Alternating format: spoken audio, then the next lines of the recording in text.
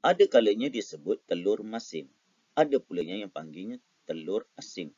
Apapun telur masin atau telur asin ke, bahan utamanya adalah diperbuat daripada telur itik. Namun begitu, telur ayam juga boleh digunakan sebagai bahan untuk membuat telur asin ini. Satu ketika dahulu, pedagang Cina membawa telur asin ini dari negara mereka untuk didagangkan sebagai bahan utama. Sepanjang dalam perjalanan, jika mereka tidak mempunyai makanan, telur asin ini juga merupakan barang makanan mereka. Namun begitu, telur asin terus mengalami pembaharuan. Lihatlah seorang lelaki yang bernama Asran menghasilkan sos telur masin. Untuk mengetahui lebih lanjut, mari kita belajar bahasa Melayu tahun 6, tajuknya Usawan Telur Asin. Objektifnya iaitu cikgu mengharapkan anak murid dapat mendengar ujaran dan jam sebutan tentang rahsia kejayaan usahawan. Kemudian, sebut ujaran itu semula. Berdasarkan kemahirannya itu kemahiran mendengar dan bertutur.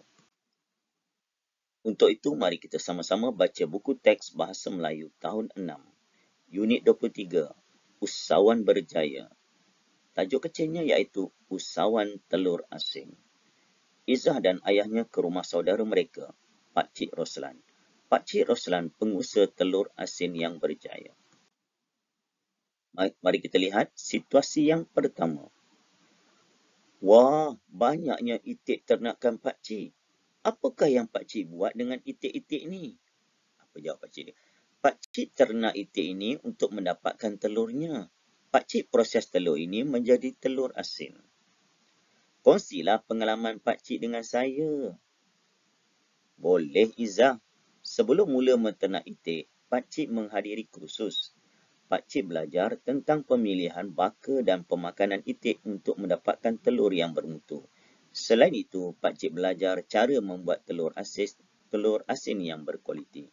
Oleh itu, telur asin ini boleh dijual dengan harga yang tinggi. Lihat pula situasi yang kedua. Kemudian, Izzah menceritakan pengalaman tersebut kepada kawan-kawannya. Bagus ini Izzah ni.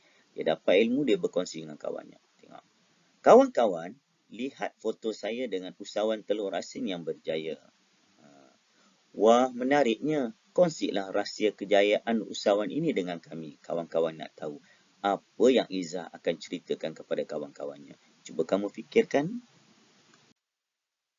Jadi untuk menguji kepahaman kamu, lengkapkan dialog berikut di antara Izzah dan rakan-rakannya berkaitan dengan rahsia kejayaan seorang usahawan telur asing yang berjaya.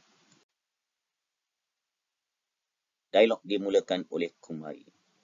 Wah, menariknya. Kongsilah rahsia kejayaan usahawan ini dengan kami. Apa Izzah sampaikan?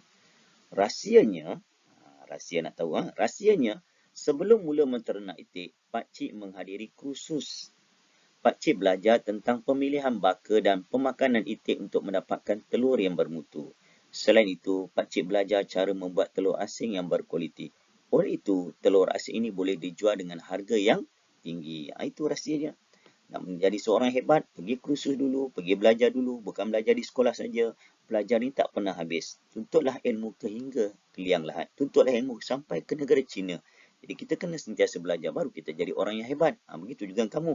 Belajar, terus belajar. Jangan cepat putus asa. Kemudian Pak Cik kata apa? Pemilihan baka. Baka maksudnya jenis. Dan pemakanan untuk mendapatkan itik yang sihat walafiat dan sebagainya. Makanan juga penting. Macam kamu suka makan burger, makan pizza, makan KFC. Itik pun ada pemakanan yang istimewa. Selain itu, Pak Cik belajar cara membuat telur asin yang berkualiti. Ada cara dia macam mana nak buat telur yang berkualiti, telur asin. Oleh itu, bila berkualiti, sudah pasti harganya tinggi.